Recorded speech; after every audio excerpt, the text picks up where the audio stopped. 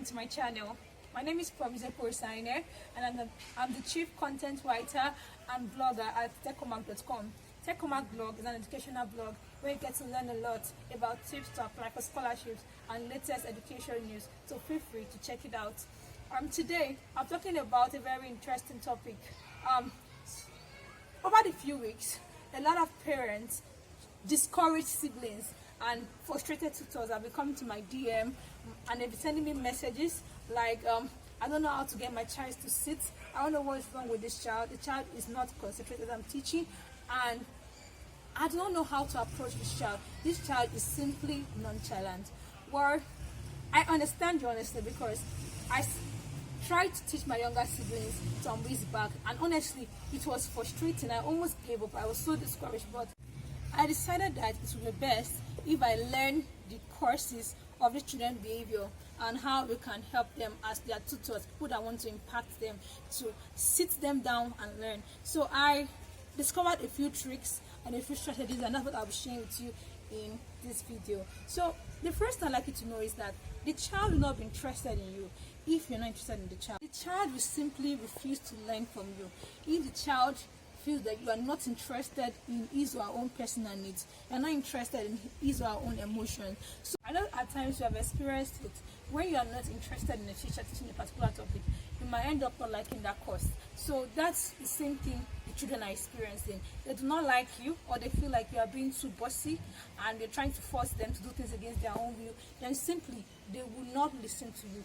Trust me, they will not like anything you are saying. They will not want to learn from you. So you have to use psychology. You have to understand their weakness and use it to get them interested in you. You have to show they love you from their heart, because once they love you from their heart, then they will be interested in listening to you. So the first thing you want to do as a concerned tutor is to get that child to fall in love with you, get that child to love you, get that child to admire you. And once the child does all this, then it will be easy for you to pass information to impact that child positively.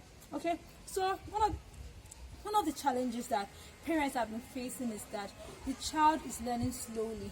Oh God, you have to know that no child is a slow learner by nature.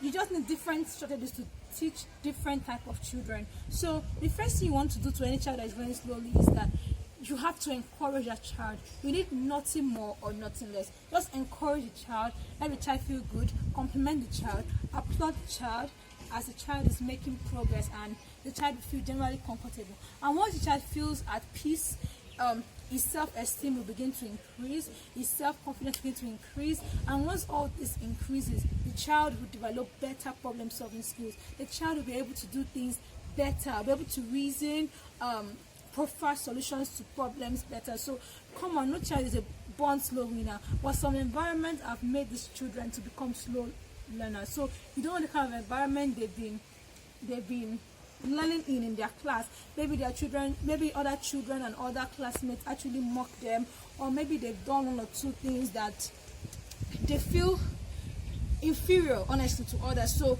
you have to do a lot in boosting your own child's self-esteem, boosting your own child's confidence. As you do this, the child will begin to learn faster. So remember, all you need as a parent is just to encourage that child. Once the child feels really good about him or herself, you begin to learn easier and faster.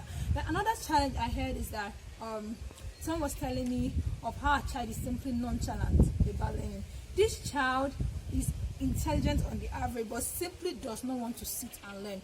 Now, a lot of parents are facing this. In fact, some of them are forced to watch movies, television with their children. Meanwhile, they know deep down that they want their children to be reading at this point, and they feel like children should be revising their schoolwork. In fact, they really want school to start because of this purpose. So, know something. What works for one child might not work for another child. So you have to develop a strategy that works for your own child, honestly, because what works for somebody else's child, a neighbor's child, might not work for your own child. So if a child really likes playing or simply is not interested in reading, you have to understand that there's something that child likes. Maybe the child likes playing football, maybe the child enjoys playing video games. Okay, you can use it as a bait to get the child. So you have to know that you're going to be doing maybe 95% learning, 5% playing. You should understand the kind of learner the child is. They are visual learners. Visual learners are learners that learn based on what they see. So you could use fun posters to explain to the child. You could use jokes. You could use a a lot of calendars and all those kind of stuff to explain to that kind of child. But then the child is an auditory learner, and you might want to explain to the child a process over and over again, because child will be learning based on what he or she has heard, right? And your child is a verbal learner. You have to get the child to reproduce what you have said to the child. A child is talking and giving you a feedback on what he or she has learned from you, then that's when that child will actually learn what you have taught the child. So what am I saying? I'm saying that no child is nonchalant. You have to mix play, make it fun, mix playing and reading. You have to interweave them. Just some tips I want to give you parents. Don't nag on the child. Don't shout at the child. Don't tell the child that you are foolish, you are stupid. Don't use swear words on the child. Don't ever compare your child. Don't say, you see your friend Timmy learns so fast, you are learning so slow.